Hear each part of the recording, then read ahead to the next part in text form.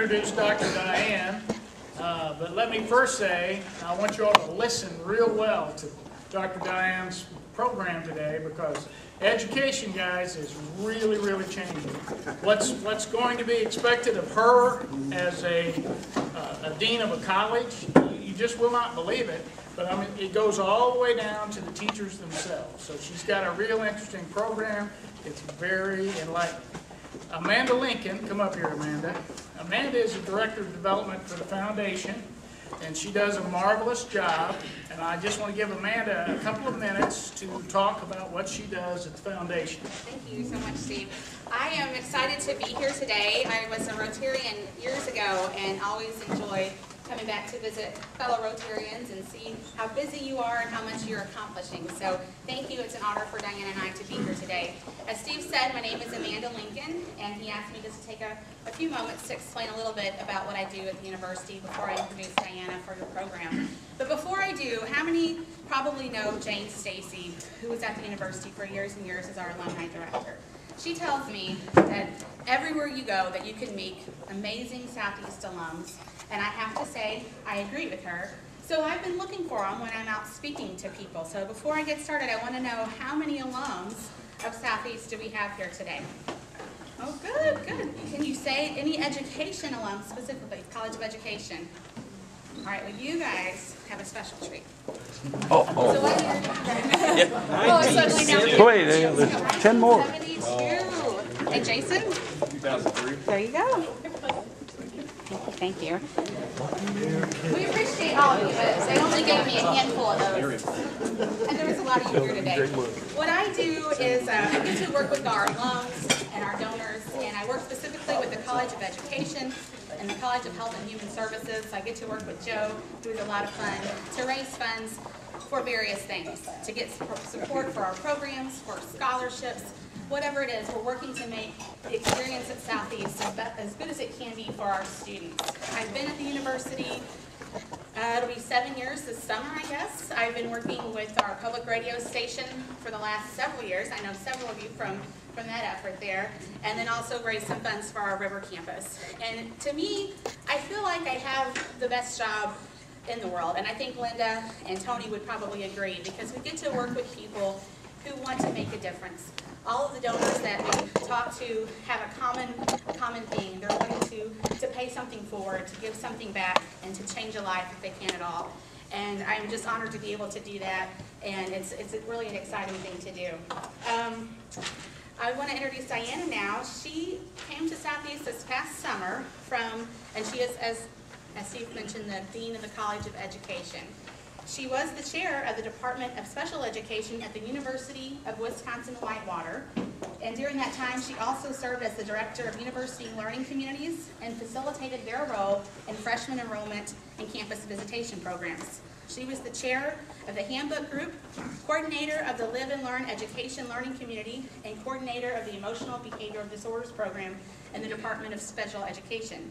Diana has received numerous honors and is truly a leader within her profession. We are thrilled that she's here at Southeast. She hasn't slowed down any since she joined our team, and now I'm going to turn the floor over to her. Thank you.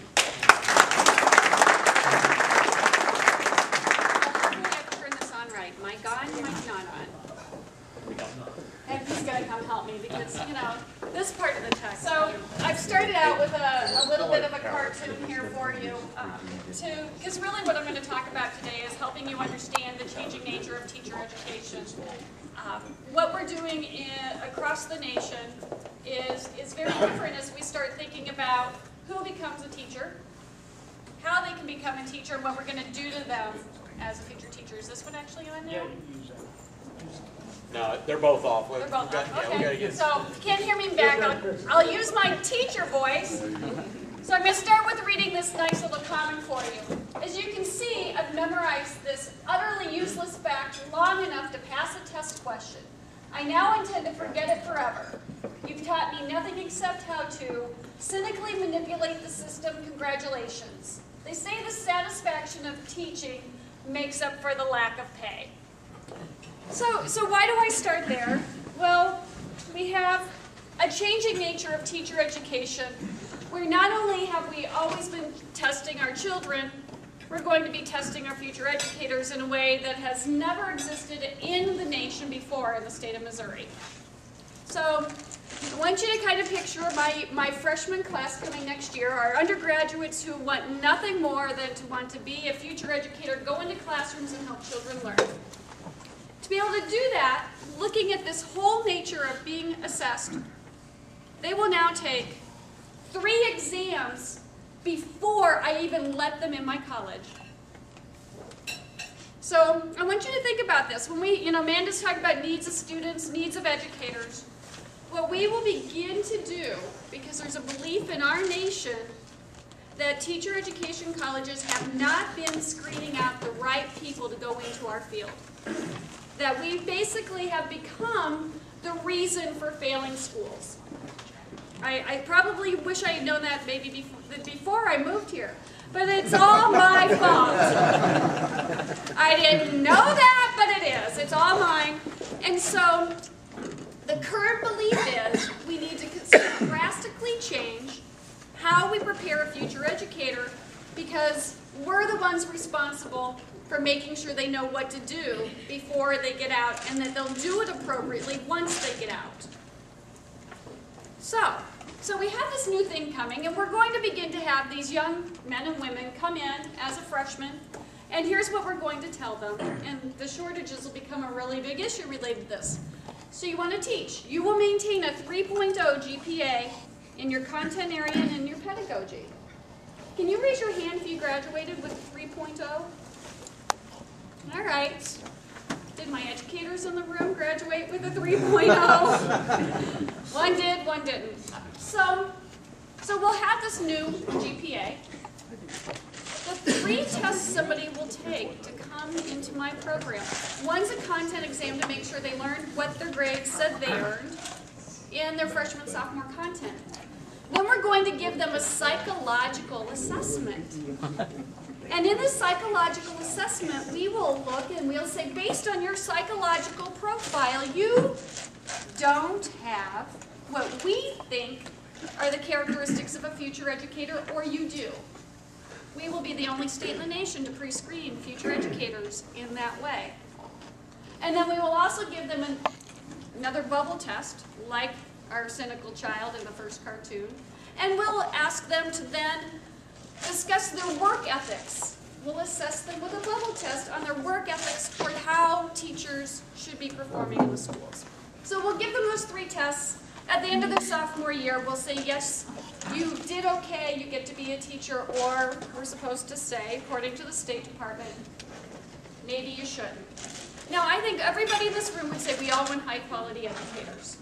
But what we also know with the new thing that's coming, we've already looked at our data, and we've said, okay, if all of our current majors had to meet those expectations, 275 overall, 3.0 in math, chemistry, physics, whatever major they were going into, that 3.0 in pedagogy, Southeast Missouri State just trained 20% less educators for Southeast Missouri than they used to. Most of the ones we're going to lose are going to be in math, science. The 2 areas that the state has had the longest, most chronic shortage for high-quality educators, leaving empty classrooms that don't have educators based on the new standards. Now, so we're already a little worried about our ability to meet the need of the region in terms of education. But in these 4 areas, most especially, we know that we have the potential to then start causing classrooms to go up in terms of class size in some of the most difficult and hardest subjects to teach, simply because we'll be training less educators, and it's going to be more difficult for those students to matriculate through the program. Essentially, once you get that 1C in that big 5-credit advanced physics course, you might be done as an ed major. Not to mention the fact that maybe some of our students, especially some of the students we've been serving traditionally in the boot heel, won't have the money to take the first 3 tests that we're going to give them before they ever get in. We're a little worried about motivation. How do we get somebody to be motivated to go through such a rigorous screening process in a low-paying major when, if I was a bio major, I can make an awful lot more money and I don't pay any money for any exams. So that's step one, and we've got that little issue coming.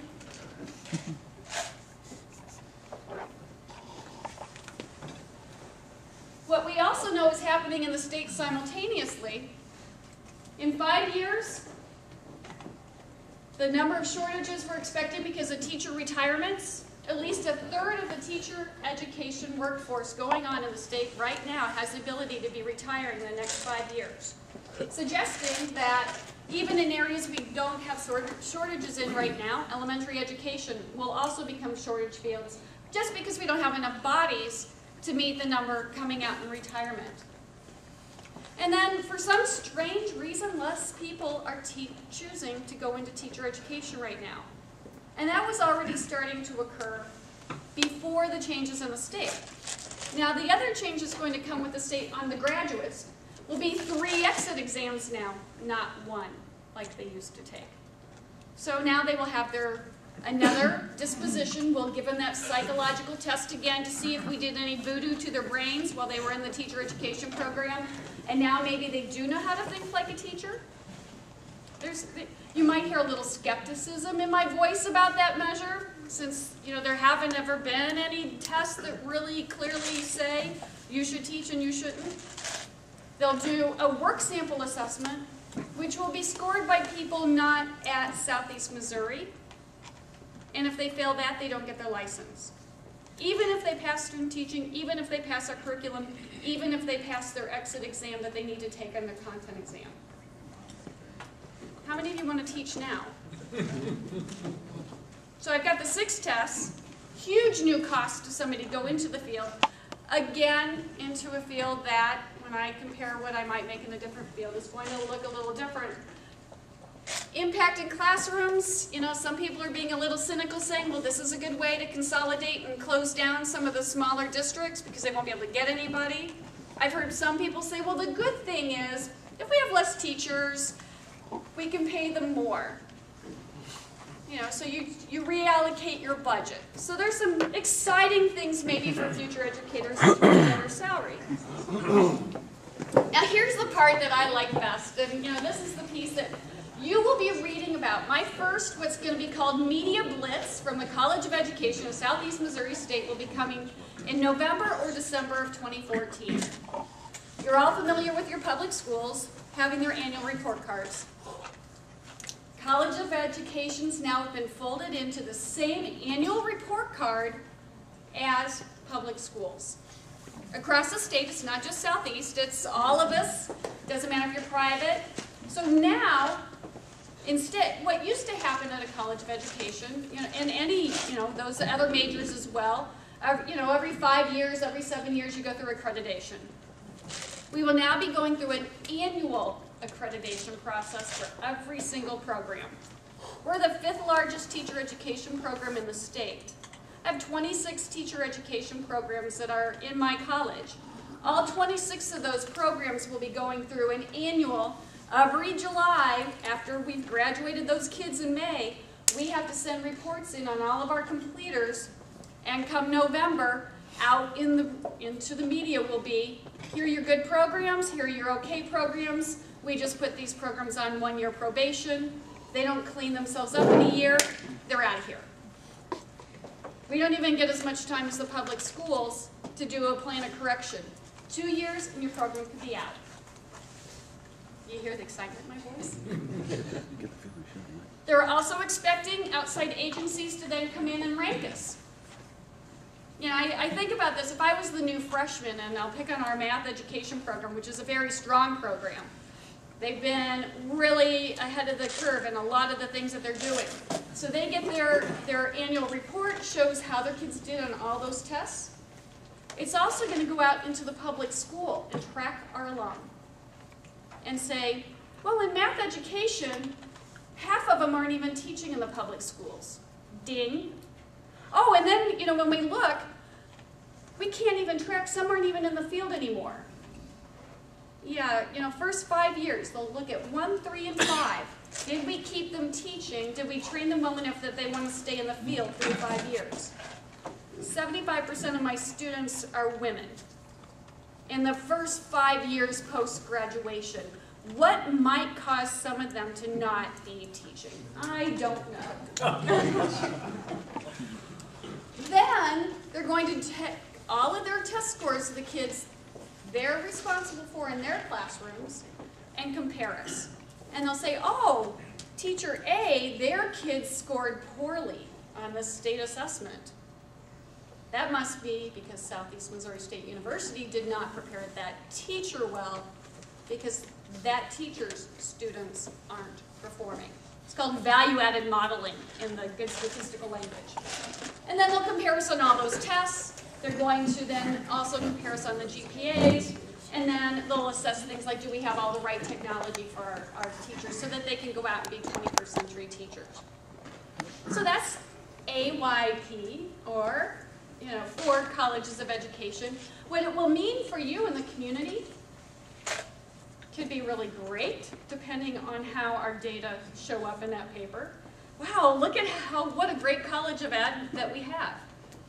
The really fun part is they're going to start releasing data using the old tests on the old curriculum while they're implementing the new curriculum. None of the tests the state has adopted have actually been created yet, but the law goes into effect in March. We're having a few issues trying to get ready for launch. I don't know why. So the tests are coming, but will be measured in the first reports based on what we used to do. Now, in general, I think we're really fairly ready to move forward with what looks like a lot of chaos and sending panic in the hearts of a lot of my faculty. We're starting to try to create some things to meet the changing need. One, we know some undergrads are not going to make it through teacher education, but we also know we can create a Master of Arts in Teaching and give them a backdoor into coming into education, still with high quality, but they would have had their content from undergrad, but we can then do a specialized master's to help them still maybe teach if that's what they're really dedicated to. If they're one of those teachers maybe who didn't pass the external review, but made it through the rest of our program. We're looking at different internship models where students will be out in the field longer. The state's changing to student teaching must be 12 weeks. We're looking at making sure it's all semester. We're having them co-teach with their cooperating teacher and start practicing some things differently. We're extending how much time they'll spend in their early field because they're going to need to be held this accountable to what they know. We're going to have to realign every piece of curriculum because all of our standards are going to be different than what they are right now. And be ready for launch by next fall when the new freshmen come. And then we're completely revitalizing our entire instructional technology center so that it will be able to meet the needs. If you know somebody who wants to help me with that, who really has a lot of money, we're a little behind on our tech for our teachers. But we're having to completely reshape an entire college of education at once, from the ground up, from the curriculum, and then from the assessment piece at the same time. It started here July 1. So we've got a big path ahead, and that's some of the basics of like what's coming. You'll see us in the news. You'll see me defending my lower programs. Just know we've always been successful. We've always been accredited.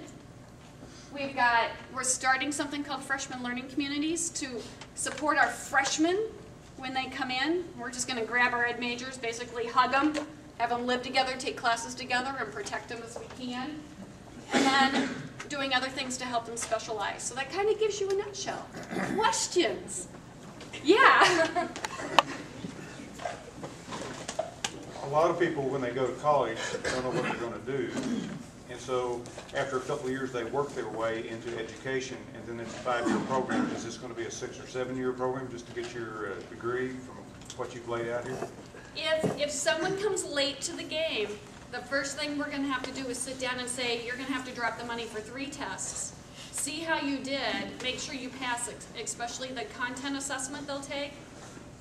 And that'll get them to decide to commit or not, and then it should be another 2 years. But if they come late to the door, that first gate's going to be, all right, do I have a couple $100 to shell out on all these assessments to get caught up? Is this going to make it where it's now to the point that a high school senior wanting to be an educator should I mean, just give your honest opinion, should think about driving over and going to SIU Carbondale, getting their degree, and then trying to, I mean, because you said Missouri's the only state that does this. What I have, where I think most of our kids are going to want to go is actually Murray, to be real honest. And I've been talking about that pretty openly. Kentucky, to get in and exit in teacher ed is a 2.45 and 2 tests to exit. So, and they have a brand new College of Ed. Is it? Building's 2 years old. That's where I'm going. But so these standards apply to people who want to go to get their college education here. In this state. Okay. But Exactly. the standards don't apply to someone getting their college education out of state that want to move here and teach. Right. They can, if I've got my license from another state, our state has pretty liberal ways of being, you know, you've got a license, and right now, if you've got a license from another state, they just transfer it in. Yeah, reciprocity. Yep. Geographically, well, 2 questions. First, geographically, how far does somebody go from where they graduate as a teacher? I mean, do we have many people coming here and then moving back to St. Louis, or do most of the people stay in a fairly close geographic area from where they go to school to become a teacher?